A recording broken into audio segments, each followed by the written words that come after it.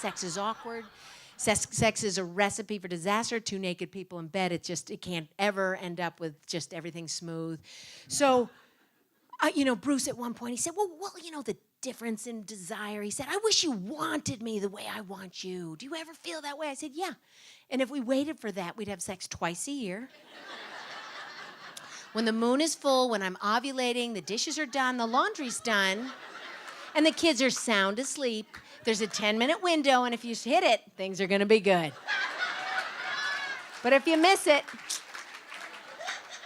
so really it's about I have to get my head in the game, make a plan. When I have a plan, action follows thought, and I'm always psyched. And I learned from my mother long ago. She said, sometimes you don't think you're ready for sex or interested, but once you get going, you never regret it.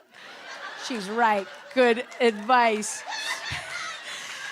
So Bruce says, well, what could increase my chances? What could increase my chances?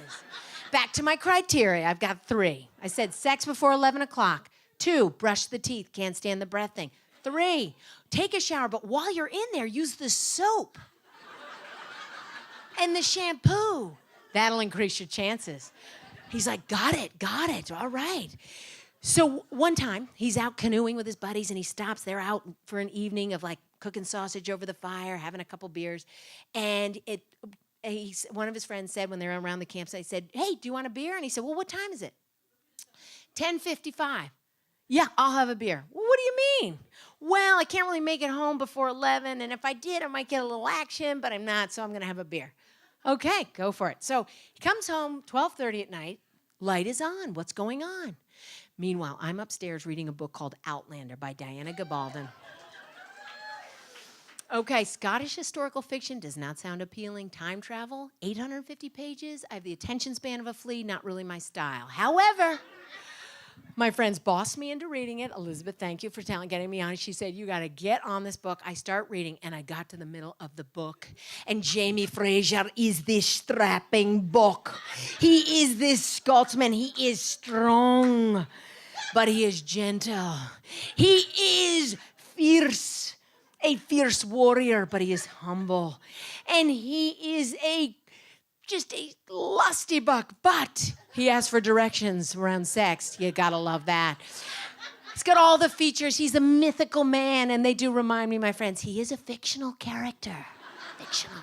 But when you read 8 books in the series about Jamie Fraser, and none of the books are less than 850 pages, your engine gets going. You start to think Jamie Fraser is possible. So I'm in the middle of this book, and Bruce comes to the top of the stairs, and I can smell burnt sausage and BO. Normally repulsive. He steps in the room, he's visibly dirty. His hair is greasy with a headlamp sticking out of it.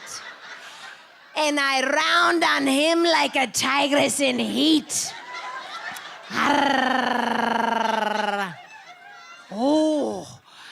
He cannot believe his good fortune. His pants are to his ankles, diving in the bed with his headlamp still on.